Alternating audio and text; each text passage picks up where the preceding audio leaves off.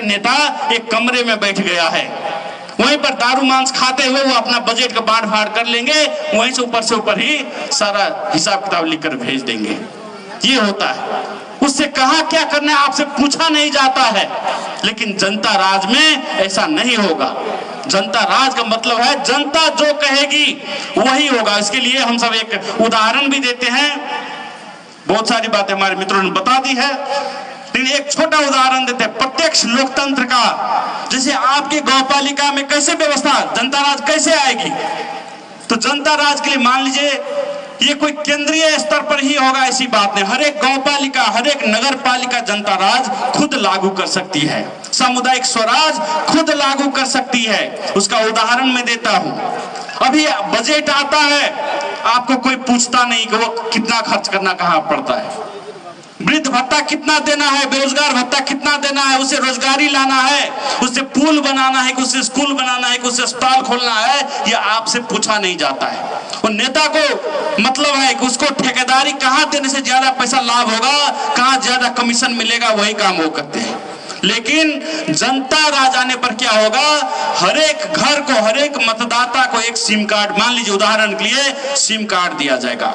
वो गौ पालिका का काम है सिम कार्ड देना। और मोबाइल नंबर, दर्ता हुआ मोबाइल नंबर रहेगा, जैसे कि बैंक में आप दर्ता करते हैं। हर एक घर में बैंक अकाउंट गौपालिका खोलेगी। हर एक को स्वास्थ्य इंश्योरेंस, हर एक परिवार का स्वास्थ्य इंश्योरेंस कराने का जिम्मा गौपालिका का होगा। और इस तरह से हर एक को जो सिम कार्ड दिया जाएगा, तो जब भी बजट आएगा उस बजट से क्या करना है, वृद्ध भत्ता को 5,000 बना देना है कि बेरोजगार भत्ता देना है कि हर एक घर में रोजगारी देना है कि कोई फैक्ट्री देना है कि क्या करना है, वो निर्धारण उसी में जाएगा, मोबाइल में जाएगा। जनता से पूछा जाएगा कि आप क्या करना चाहते हैं, ABCD में चुनिए, और जनता वहां पर जो जवाब देगी उसी हिसाब से वह परियोजना लागू होगा। इस तरह से जनता जो कहेगी वही होगा, जनता से पूछ कर होगा। इस तरह से जनता प्रत्यक्ष रूप से आप खुद शासन करेंगे, उस हिसाब से प्रत्यक्ष लोकतंत्र लागू किया जाएगा, जनता का राज लागू किया जाएगा। दूसरी बात, यहाँ पर बहुत सारा पॉइंट है, 15 बूंदे पॉइंट है यहाँ पर साइड में मैं देख रहा हूं। मैं उसमें से एक और बूंदा खाली कहना चाहता हूं। अभी तक नेपाल की किसी भी पार्टी ने राइट टू रिकॉल, फिरता बुलाने का अधिकार जनता के हाथ में नहीं देता है। नेता क्यों आज आपसे नहीं पूछता है, आपसे वोट ले लेता है, जब चुनाव आता है तब आपके घर में आते हैं, लेकिन जैसे ही वोट लेकर चले जाते हैं तो फिर काठमांडू में जाकर अपने महल में बैठ जाते हैं। फिर आपसे पूछने के लिए नहीं आते हैं 5 बरस में आप बाढ़ में डूब गए कि मर गए, कि आपके घर पे क्या विपत्ति आई, वो पूछने के लिए नहीं आते 5 बरस। आपका वोट ले लिया, सांसद बन गए, मंत्री बन गए और काठमांडू में जाके बैठ जाते हैं। आपसे किया हुआ वादा पूरा नहीं करते और आप निरीह बन जाते हैं, आप देखते रह जाते हैं, आप कुछ कर नहीं सकते उस नेता को, क्योंकि वो नेता तो आपको मिलेगा ही नहीं। दोबारा फिर 5 बरस के बाद आएगा और सोचेगा कि 2-4 हजार देकर फिर से वोट खरीद ही लेंगे। यह व्यवस्था अभी तक हर एक व्यवस्था में यही समस्या रही है। लेकिन जनमत पार्टी पहली पार्टी है जो राइट टू रिकॉल, मतलब होता है फिरता बुलाने का अधिकार। आपको अभी सिर्फ जिताने का अधिकार दिया जाता है, सिर्फ आप नेता को जिता सकते हैं, जो बुलाने का अधिकार आपको अभी नहीं दिया गया है। लेकिन जन पार्टी कहती है कि जनता नेता से बड़ी है, इसको फिरता बुलाने का भी अधिकार होना चाहिए। जिस नेता को आप जिता कर भेजते हैं, अगर 1 महीना में 2 महीना में भी अगर वह आपका काम नहीं करता है, जो वादा किया वो लागू नहीं करता है, जो परियोजना के लिए आप भेजे थे वो लागू नहीं करता है, जो अस्पताल बनाने का वादा किया वो अस्पताल नहीं बनाता है, तो 2 महीना के बाद भी उस आप सांसद को, उस नेता को जिसको आप जिता कर भेजे थे, उसे आप फिरता बुला सकते हैं। वो अधिकार आपके हाथों में जनमत पार्टी दिलाएगा। आप देख सकते हैं उसमें 2 नंबर बूदा पे लिखा हुआ है, यह अधिकार राइट टू रिकॉल, यानी कि नेता को फिरता बुलाने का अधिकार आपके हाथों में रहेगा। नेता तो जीत में जाएगा नहीं जाएगा ऐसी बात नहीं है, लेकिन उसके पैर में हम क्या करेंगे, चेन डाल देंगे और उस चेन का डोरी जो है आपके हाथों में हम डालेंगे, ताकि अगर नेता हुआ कोई भी बदमाशी वहां पर करता है तो आप उसको खींचकर काठमांडू से घसीटते हुए आप अपने निर्वाचन क्षेत्र पे ला सकते हैं और सारा का सारा हिसाब ले सकते हैं। वो जनता राज लाने का काम जनमत पार्टी करती है। दूसरा अभी का प्रमुख एजेंडा है, मान लीजिए देखिए इतने साल हो गए, यहाँ पर बड़े बुजुर्ग लोग हैं जो 7 साल की क्रांति में भी भाग लिए, और हमारे मित्र ने बताया जिस समय यहाँ पर क्रांति हो रही थी 2007 साल की, उस समय में मधेश समृद्ध था। ये कांग्रेस नेताओं को खिलाया पिलाया इन्हीं मधेशियों ने, आंदोलन कराया इन्हीं मधेशियों ने। और सोचने वाली बात है कि उस समय में जहां पर हमारे पड़ोसी मुल्क में 30 लाख आदमी भूखे मर रहे थे बंगाल में भूखमरी से, उस समय में मधेश समृद्ध था। यहाँ इतना धान उपजता था, इसी नवलपरासी में इतना उपजता था कि यहाँ के धान सिंगापुर जाते थे, यहाँ के धान साउथ कोरिया जाते थे। यहाँ पर हमारे आदिवासी समुदाय, थारू समुदाय, संथाल समुदाय, राजवंशी समुदाय के पास हजारों हजार बीघा भूमि थी, इतना समृद्ध था मधेश।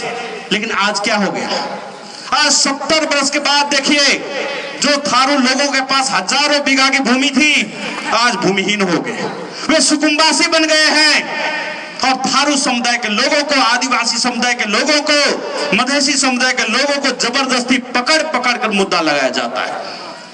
अभी रेशम चौधरी जी जो इतने भारी मत से जीते हुए हैं, बेचारा जेल में बंद है, जेल में उनको बंद रहना पड़ा। इस तरह से आदिवासी समुदाय को ये दबाते हैं। आज हम अपनी ही भूमि पे अपना एक म्यूजियम नहीं रख सकते, अपना सांस्कृतिक कार्यक्रम नहीं रख सकते। इसी दंडा में थारू के संग्रहालय पर आक्रमण कराने वाले वही सत्ताधारी लोग थे, आज हमारी भूमि पर आए और हम पर ही आक्रमण करने लगे। इस हद तक का बदलाव, इस हद तक का शोषण दमन आज हावी हो गया है। 70 वर्ष पहले क्या, 25 वर्ष पहले भी, 30 वर्ष पहले भी आपके किसी घर से, किसी आदमी के घर से अपना पेट पालने के लिए किसी भी बच्चा को दुबई कतार नहीं जाना पड़ता था, किसी भी आदमी को दुबई कतार नहीं जाना पड़ता था। लेकिन आज इसी कांग्रेस को बार बार 47 साल के बाद में सरकार में जिताते रहे तो देश को इस तरह से इन्होंने खोखला किया कि आज घर घर से आपके बच्चों को दुबई कतार की मरुभूमि में मरने के लिए जाना पड़ता है। वो कड़े धूप में काम करते हैं, तब जाके आपका घर में चूल्हा चौका चलता है। ये इस तरह से खोखला कर दिया। लेकिन आज किसी भी नेता के पास, किसी भी पार्टी के पास कोई रोजगारी की बात ही नहीं है, कोई भी रोजगारी देने की बात नहीं करेगी, सिर्फ आपको बस में भर कर रैली में ले जाने की बात करेगी। अभी भी हम आ रहे थे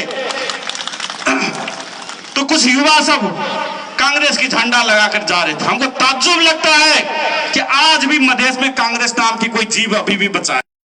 इतना दमन शोषण करने के बाद, देश को इतना खोखला करने के बाद, देश को पूरी तरह से खा जाने के बाद, देश को पूरा भ्रष्टाचार में डुबाने के बाद और पूरा 40 लाख युवा को विदेश में मरुभूमि में भेजने के बाद भी आज कोई कांग्रेस का कैसे नाम ले सकता है? ये 8वां आश्चर्य से कम नहीं है, ये 8वां आश्चर्य से कम नहीं है। ये तो हम सब अपने आप को साबित कर रहे हैं कि दुनिया में अगर सबसे ज्यादा कोई मूर्ख है तो वो मधेसी लोग हैं, जो आज भी कांग्रेस में लगे हैं, जो आज भी कम्युनिस्ट में लगे हैं। इतना सब कुछ होने के बाद ये हम सब साबित कर रहे हैं, ये बात समझना जरूरी है। इसीलिए जनमत पार्टी का एक प्रमुख एजेंडा रहा है, क्योंकि आज लाखों लाख मधेसी युवा, आपके भाई बहन, आपके घरवाला जो विदेश में रहते हैं, दुबई कतार में रहते हैं, मलेशिया में रहते हैं, उनका एकमात्र आशा जनमत पार्टी है। हम यहाँ पर अभी भाषण दे रहे हैं, वहां पर लाखों लोग सुन रहे होंगे, उनकी नजर यहाँ पर टिकी रहती है कि कब जनमत पार्टी की सत्ता आएगी जो हमें यहीं पर रोजगारी देगी, हम घर वापस आ पाएंगे, हम अपने माता पिता के पास रह सकेंगे, हम वृद्ध माता पिता की सेवा कर सकेंगे, हम अपने पत्नी के पास रह सकेंगे, हम अपने बाल बच्चों के पास रह सकेंगे। उनका भी एक ख्वाब है, तो उनका जो ख्वाब है उसे पूरा करने की जिम्मेवारी हमारा आपका है। क्या आप नहीं चाहते कि आपका घर वाला जो है वहां विदेश के मरुभूमि छोड़कर यहाँ पर आकर यहीं पर नौकरी करे? क्या आप नहीं चाहते? क्या आप नहीं चाहते कि आपका बेटा जो है वहां पर उसको मरना ना पड़े और वह जिंदा सही सलामत यहाँ पर आपके घर में लौट जाए और आपकी सेवा करे? क्या आप नहीं चाहते? तो जिम्मेवारी, उसे लौटाने की जिम्मेवारी हमारी और आपकी है, और उसे लौटा तभी सकते हैं जब यहाँ पर जनता राज आ सकता है, जब जनमत पार्टी की विजय होगी तभी वह संभव है। तभी यहाँ पर 10 लाख रोजगारी का जो अभियान लाए हैं तभी जाके वह पूरा हो सकता है, तभी जाके वह घर घर में रोजगारी पैदा हो सकती है, तभी जाकर हर एक आदमी को हर एक घर में एक रोजगारी हम सब यहाँ पर दे सकते हैं। आप कहेंगे भाई आप जैसे बहुत सारे नेता भी आए, उन्होंने भी यही वादा करके गए थे, उन्होंने भी कहा था रोजगारी कहाँ था। तो हम तो सबसे पहले ही कहते कि चाबी हमारा आपके हाथों में रहेगा। हम दूसरे नेताओं जैसा, दूसरी पार्टियों जैसा ये जनमत पार्टी नहीं है, क्योंकि हम सब चाबी आपके हाथों में दे जिता रहे हैं तो फिरता बुलाने का अधिकार भी आपको हाथों में दे दिए। सबसे पहले विश्वास का आधार तो ये है। दूसरी बात हम हिसाब करके आपको दिखा देना चाहते हैं। यही प्रतापपुर गौपालिका है, इसमें एक बरस का जो बजट है वो अभी है 76 करोड़ 20 लाख, यानी कि जनता के लिए इस गौपालिका की जो जनता है उसके नाम पर आया है 76 करोड़ एक बरस के लिए, ठीक है। और यहाँ की जनसंख्या जो है वो है 47,000 लगभग, ज्यादा ही है जनसंख्या, कोई बात नहीं। और हम सब क्या है, एक परिवार में लगभग 10 लोग छोटे छोटे बच्चे मिला के तो रहते हैं, तो एक परिवार में अगर 10 आदमी को मान दिया जाए तो वह 4700 परिवार, यानी कि उस 4700 परिवार के लिए 76 करोड़ रुपया बजट सिर्फ इस साल के लिए आया है। अब आपके पास कैलकुलेटर है, मोबाइल में भी कैलकुलेटर है, आप खुद हिसाब कर लीजिए कि एक परिवार पे कितना रुपया पड़ता है। और आपको नहीं आता घर में जाके बच्चे को कहिएगा हिसाब कर देंगे, मैं यहाँ पर गफ दे रहा हूं, ऐसी बात नहीं है। आप अपने बच्चे से खुद हिसाब करवाइएगा कि जब 76 करोड़ बजट आपके नाम पे, जनता के नाम पे आया है और यहाँ पर 47 से परिवार है तो एक परिवार पर लगभग पड़ जाता है 1,60,000 रुपया, ये एक साल का आपके नाम पर, आपके परिवार के नाम पे एक साल में 1,60,000 रुपया आया। 5 बरस के लिए आप जिताते हैं तो कितना हो गया, 8 लाख रुपया, यानी कि आपके नाम पर, आपके परिवार के नाम पर विशुद्ध रूप से 8 लाख रुपया आया है। वो आपका पैसा, वह किसी नेता का पैसा नहीं है, वह किसी राजा महाराजा का पैसा नहीं है, वो आप जो कर देते हैं, आपका बाल बच्चा जो विदेश में खटकर पैसा कमाते वही पैसा है, वो जो सरकार आपसे छीन कर के नाम पे छीन के ले लेती है। तो वह 8 लाख रुपया आपके परिवार के नाम पे आया है। लेकिन हम सब क्या करते हैं, हम सब ये नहीं सोचने लगते हैं कि हमारे बाल बच्चा का भविष्य क्या होगा। हम सब 1,000 2,000 में अपने वोट को ही बेच देते हैं। हम वो 8 लाख रुपया नहीं लेते हैं, हम क्या करते हैं 1,000 में, 2,000 में, 500 रुपया में, 1 किलो मांस में अपने वोट को बेच देते हैं। तो आप सही माने में आप बताइए, आपको 8 लाख रुपया चाहिए अपना या 2,000 रुपया चाहिए, आप खुद बताइए। आप अपने वोट को 2,000 रुपया में बेचेंगे या अपना वो 8 लाख रुपया वापस लेंगे, ये खुद आप हाथ उठाकर हमको बताइए तो एक बार। सबको 8 लाख रुपया चाहिए अपना वापस। कल जाके अपने गौपालिका अध्यक्ष से मांगिएगा कि मेरे नाम पर, हमारे परिवार के नाम पे जो 8 लाख रुपया आया था वो वापस लाओ, वो सीधा वापस लो। हमको बिचौलिया नहीं चाहिए, ऐसे बिचौलिया नहीं चाहिए जो वो पैसा खा के बैठ जाता है। अगर ये बिचौलिया नहीं रहता, वो सरकार का पैसा ऐसे आता, उसको भगवान का प्रसाद मानकर भी बांट देते तो भी आपको 8 लाख रुपया भी हाथ में होता, जिससे आप बिजनेस व्यापार कर सकते थे, रोजगारी कर सकते थे। 8 लाख का मतलब क्या हुआ, अगर 1,60,000 साल का पड़ा तो उसी रुपया से क्या कर सकते हैं, 15,000 लगभग 12 से लेकर 15,000 तक मासिक रूप में सैलरी देकर आप घर घर में एक रोजगारी उसी पैसा से दे सकते हैं। तो ये सोचने की वाली बात है, अगर आपके पास कोई विजन नहीं भी है, कोई प्रोजेक्ट हम नहीं भी लाते हैं, कहीं से कुछ नहीं भी आता है, तो जितना बजट अभी आया है उस बजट में 1 रुपया भी अगर भ्रष्टाचार नहीं होने देंगे तो उसी पैसा से हर एक घर में रोजगारी देने के लिए पैसा हिसाब करके पर्याप्त है। उसी से हर एक घर में एक रोजगारी दिया जा सकता है। तो इसके लिए लेकिन करना क्या है, पहले उस भ्रष्टाचारियों के राज को अंत करना पड़ेगा और वहां पर पहले जनता राज लाना पड़ेगा। और जनता राज लाने के लिए ये लॉर्ड स्पीकर हॉर्न साहब जो है हमारे मित्र ने दिखाया, उसमें अगले चुनाव में भारी रूप से मतदान करके उसके विजय बनाना पड़ेगा, तभी यह संभव है। और सोचने वाली बात है, और सोचने वाली बात है, क्योंकि आज जिस देश में बालू के सिवा कुछ नहीं है, जिस दुबई कतार में आपके बच्चे से पूछिएगा क्या वहां पर इसी तरह हरियाली है, तो वो कहेगा नहीं, पूरा बालू ही बालू है, वहां पर पानी भी नहीं मिलता है। अगर वैसा बालू ही बालू वाला देश जहां पर पानी भी नहीं मिलता है, वो देश आज हमारे यहाँ से 10 लाख आदमी को, हमारे 10 लाख भाई को वहां पर ले जाकर नौकरी रोजगारी दे सकता है, तो क्या हम यहाँ पर अपनी स्वर्ग सी भूमि पर रोजगारी नहीं दे सकते हैं? यहाँ पर बकायदा दे सकते हैं, लेकिन उसके लिए क्या चाहिए? विजन चाहिए। और वह विजन सिर्फ जनमत पार्टी के पास में है, वह कमिटमेंट सिर्फ जनमत पार्टी के पास में है। इसीलिए वह बात हमें एकदम याद रखना होगा। और सबसे बड़ी बात है कि अभी हमारे समाज में जंगल राज कायम हो गया, नेता का राज कायम हो गया है, रावण का राज कायम हो गया है। और हम सब जानते हैं, रामायण देखे हुए हैं कि रामायण में क्या होता है, रावण का 10 ठो सिर रहता है, मुड़ी 10 ठो रहता है, और श्री राम जी उस रावण के सर को कितना बार काटता है, फिर से वह सर निकल जाता है। और रावण बड़ा जोर से ठहास करता है कि देखो इस राम ने मेरा कुछ बिगाड़ नहीं सका। वही हालत आज हमारे नेताओं का है। हमारे नेताओं भी रावण से कम नहीं है, वो पूरा 10 तरह के चेहरा लगाए हुए फिरते हैं। और हम सब कितना है उसको गाली दे दे, कितना है उसको सर को काट दे, फिर उसका शासन, वो रावण राज अंत नहीं हो रहा है, उसका वह कंस का राज अंत नहीं हो रहा है।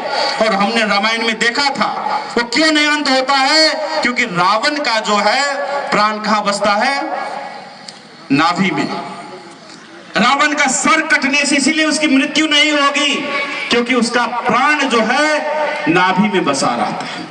उसी तरह इस रावण जैसे नेता जो हमारे समाज में घूम फिर रहे हैं, जो पुस्तों वही शासन कर रहे हैं, जो हमारे गजेंद्र बाबू को भी पार्टी को विघटन करा के आज सूर्य छाप में मिल गए हैं, ऐसे रावण राज को खत्म करने के लिए हमें कहां पर वार करना है? निर्वाचन पे वार करना है, क्योंकि इनका प्राण कहां बसता है? उसी निर्वाचन में बसता है। तो इसको हम गाड़ी घेर कर, इसको गाली दे के, इस पे ज्यादा क्रिटिसाइज करके कुछ नहीं होने वाला है। अगर इसका रावण राज अंत करना है और जनता राज लाना है, आपका राज लाना है, स्वराज लाना है, तो निर्वाचन में भाग लेकर लॉर्ड स्पीकर हॉर्न साहब पे मोहर लगा के ही इस रावण राज को हम सब अंत कर सकते हैं और जनता राज ला सकते हैं। और इसके लिए खाली आप वोट दे देंगे उससे नहीं होगा, आपको घर घर भी जाना है, आपको नेतृत्व भी लेना है। खाली आप हम दे दिए हमारी जिम्मेदारी पूरी हो गई, ऐसा नहीं होगा। आपको दूसरों को भी सिखाना है। यहां से अब जाएंगे,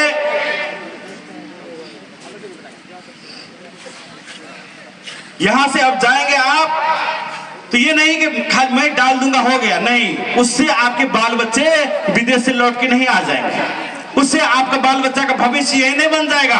अगर आपके बाल बच्चा का भविष्य बनाना है, जनता राज लाना है, स्वराज लाना है, हर एक घर में रोजगारी लानी है, सभी को शिक्षा, स्वास्थ्य, रोजगारी गारंटी करना है, तो इसके लिए सबसे पहले क्या करना होगा? इसी तरह नमूना मत पत्र लेके आपको घर घर जाना है और सभी को सिखाना है कि सबको तो देख लिए, कांग्रेस को देख लिए 40-50 बरस से उसी को जिताकर देख रहे हैं, कम्युनिस्ट को भी 2/3 ही देकर देख लिए, जोसपा को भी 14-15 बरस देख लिए, कुछ नहीं होने वाला। इस बार लॉर्ड स्पीकर हॉर्न छाप में ही मोहर लगाना है, कह के लोगों को भी सिखाना है, आपको पड़ोसियों को भी सिखाना है, आपको टोल टोल में भी सिखाना है, तब जाके जनता राज। और खास करके मैं माता बहन से यह आग्रह करना चाहता हूं कि आप पर विशेष जिम्मेदारी है आपका बेटा जो वहां पर तपते धूप में काम कर रहे हैं, उनको आशा है कि जैसे भी जनता राज आएगा तो हम वापस आ सकेंगे आपके पास। तो आपकी विशेष जिम्मेवारी है कि आप घर घर जाइए,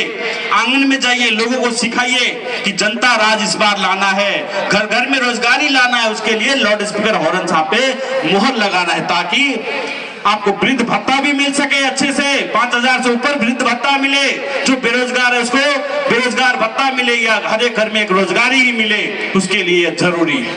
और मैं एक बात कहानी भी सुनाना चाहता हूं, छोटी सी कहानी है।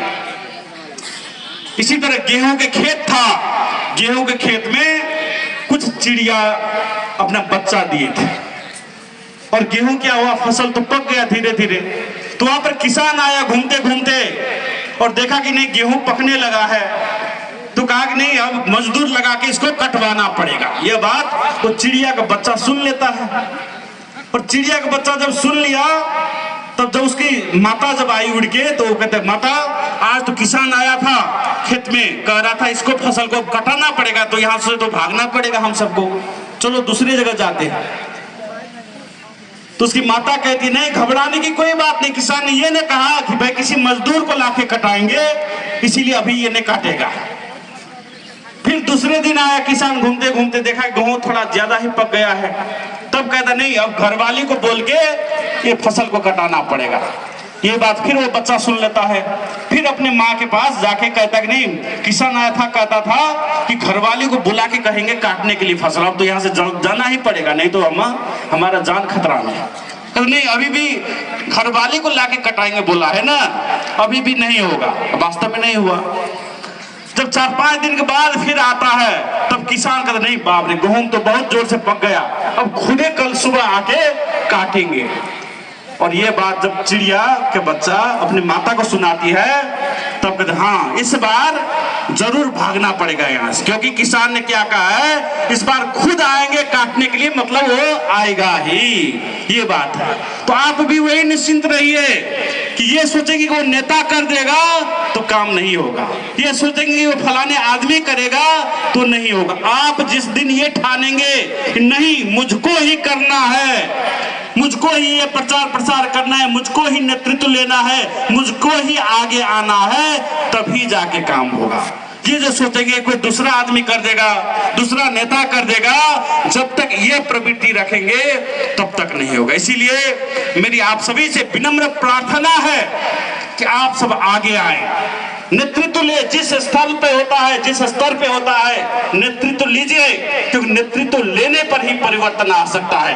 हम और आप नेतृत्व नहीं लेंगे, आज नहीं बोलेंगे, आज नहीं प्रचार प्रसार करेंगे, तो कोई दुष्ट आदमी का शासन आ जाएगा, और दुष्ट आदमी आकर फिर आप पर कोई दमन शोषण करेगा। और हम सब ने तो देख लिया है कि जो कांग्रेस है, कम्युनिस्ट है, ये सब म्याद गुजरा हुआ दवा है। लोग कहेगा भाई हम तो कांग्रेस के देंगे, कहता है यहाँ पर जीता हुआ भी है। तो भाई जो कांग्रेस 70 वर्ष में कुछ नहीं कर सका, मान लीजिए जिस दवा को, मान लीजिए ये दवा है, अब ये दवा अगर आप 70 वर्ष से खा रहे हैं, आप पर कोई असर नहीं कर रहा है, आपके बीमारी का कोई इलाज नहीं कर रहा है, तो क्या कीजिएगा, यही दवा खाते रहिएगा?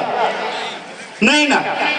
इसका मतलब है अगर 70 वर्ष का 70 दिन भी आप खा लिए, इस दवा का कोई असर नहीं हो रहा है, कोई सुधार नहीं हो रहा है आपकी तबीयत में, इसका मतलब ये दवा का म्याद गुजर गया है। तो कांग्रेस को तो आप 70 वर्ष से देख रहे हैं, उससे कोई असर होने वाला नहीं है, वो म्याद गुजरा हुआ दवा है, वो खाएंगे तो उल्टा रिएक्शन ही करेगा, उससे आपका कोई हित होने वाला नहीं है। ये कहना पड़ेगा, ये समझाना पड़ेगा। कोई कहेगा नहीं भाई आपकी पार्टी तो नई पार्टी आई है, हम तो कांग्रेस में इतने दिन से लगे थे, कम्युनिस्ट में इतने दिन से लगे थे। तो उनको बताना है कि भाई अभी जो बाजार में जाते हैं आप, मान लीजिए ये मोबाइल खरीदने जाते हैं, तो आप क्या कहते हैं, हमको 70 वर्ष पुराना मोबाइल दो, 20 वर्ष पुराना मोबाइल दो, तो नहीं कहते। आप ये कहते हैं कि जो सबसे लेटेस्ट मॉडल मोबाइल आया है वो निकाल कर दीजिए, जिसमें सारा फैसिलिटी है वो निकाल कर दीजिए। आप कहीं बाजार में जाते हैं, गाड़ी ही 4 चक्का खरीदने जाते हैं, क्या कहते हैं, 50 वर्ष पुराना गाड़ी दो, नहीं। अब क्या कहते हैं, जो सबसे लेटेस्ट मॉडल गाड़ी स्कॉर्पियो का आया है वो दिखाइए हमको, सबसे लेटेस्ट मॉडल वाला ट्रैक्टर आया है वो दिखाइए हमको। ये तो नहीं कहते कि भाई 50 बरस पुराना जंग लगा हुआ पूरा बिखरा हुआ पहिया पहिया चक्का चक्का खुल गया गाड़ी तो नहीं लेते हैं। तो आपको बताइए, गाड़ी चाहिए सबसे नया, मोबाइल चाहिए सबसे नया, और पार्टी वही 70 वर्ष पुरानी कबाड़ी पार्टी जिसमें पूरा का पूरा जंग लग गया है, पूरा का पूरा बिखर गया है, पहिया पहिया अलग हो गया है। उस गाड़ी पे चढ़ के, उस पार्टी पे चढ़ के आप कहीं नहीं जा सकते हैं। यहाँ से रामग्राम तक भी वह गाड़ी आपको नहीं ले जा सकती है। भविष्य की तो बात ही छोड़िए। इसीलिए अब की बार जो पार्टी 10 बरस से, पिछले 10 बरस से रोड टेस्ट देकर आई है, पूरा का पूरा नेपाल सरकार ने दमन किया, ठोका पीटा, फिर भी एक बार पीछे नहीं हटा। इस तरह से टेस्ट होकर जो पार्टी आई है जनमत पार्टी, उस जनमत पार्टी को इस बार चयन करना है, उस जनमत पार्टी पे इस बार चढ़ना है, वही आपको गंतव्य तक पहुंचा सकता है। ये बात सोचना है। और हमारी माता बन जाएंगी किसी के अंगने में, मान लीजिए, तो वहां पर दूध रखा होगा, नहीं दूध रखा रहता है, किसी की बाटी में दूध रखता है, किसी के लोहिया में दूध रखा हुआ रहता है, तो आप उनसे पूछिएगा कि इस दूध की रखवाली, मैं एकदम साधारण भाषा में आप कह रहा हूं, आप इस दूध की रखवाली करने के लिए बिल्ली को रखते हैं, दूध की रखवाली के लिए बिल्ली को, दूध की पहरा करने के लिए दूध को देखना, बिल्ली के तो नहीं छोड़ते हैं। तो 50 रुपया 100 रुपया के दूध की रखवाली करने की जिम्मेदारी आप बिल्ली को नहीं देते हैं, तो आप अपना बच्चे का पूरा भविष्य, आप अपना पूरा का पूरा अधिकार, पूरा का पूरा मधेश को रखवाली करने के लिए उस कांग्रेस कम्युनिस्ट नाम के और उसके दूध को हम सब कैसे जिम्मेदारी दे सकते हैं? ये बात सोचने की बात है। जब हम सब 50 रुपया के दूध की रखवाली करने के लिए बिल्ली को नहीं दे सकते हैं, तो अपना पूरा का पूरा भविष्य, अपना पूरा का पूरा अधिकार मधेश की रखवाली करने के लिए कांग्रेस कम्युनिस्ट नाम के बिल्ली को नहीं सौंप सकते हैं। जब भी उसके हाथ में देंगे वो डसेगा ही, वो पिएगा ही, वो दूध पिएगा ही।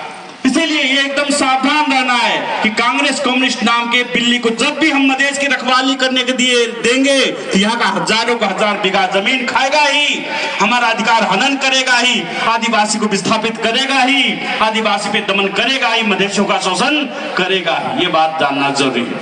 अब इस बीच में आ गए कुछ बिचौलिया लोग जो पहाड़ में जाके कहते हैं हमें मधेशवादी स्वदेशवादी है नो, पहाड़ में जाके कहते हैं, काठमांडू में जाके अंतर्वार्ता देते मधेशवाद बने को क्यों हमें था है ना, लेकिन यहाँ मधेश में जब आते हैं वोट मांगने के लिए तो कहते देखो भाई हम भी काले हैं, आप भी काले हैं, हमें ही वोट दो, हम भी मधेशी है, कह के वोट मांगते हैं। तो उनको कहना है भाई काले रहने से नहीं होता है, काला तो काला नाग भी होता है।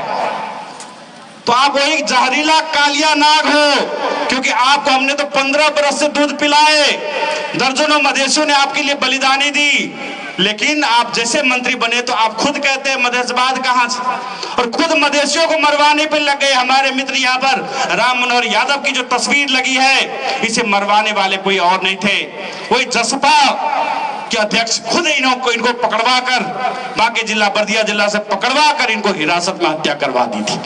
तो वो जिसको हम मधेशवादी मान रहे थे, वो खुद वहां पर जाकर कहता कि हम मधेशवादी नहीं है, और वो खुद मधेश पर दमन शोषण कर रहा है, खुद मधेश में भ्रष्टाचार फैला दिया है, खुद मधेशियों में जंगल राज फैला दिया है। तो अब इस सब का एक ही निचोड़ है, भले ही वो कालिया नाग कितना हो विषालु हो, आप सबने देखा होगा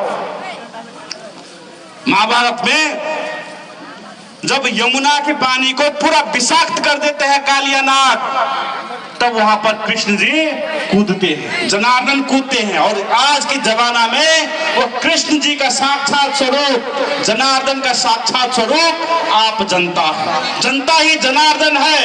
तो जिस तरह से कृष्ण जी यमुना में कूदकर कालिया नाग के फन पर वार करके उसके कालिया शासन को अंत किया था, उसी तरह जनता जनार्दन जो आप हैं, आप इस बार इस लाउड स्पीकर हॉर्न छापे मोहर लगा के उस कालिया नाग के शासन को अंत करना है और जनता राज लाना है, 10 लाख रोजगारी लाना है। इतनी बात कहते हुए मैं पुनः आपको एक बार धन्यवाद देते हुए विदा होना चाहता हूं। धन्यवाद।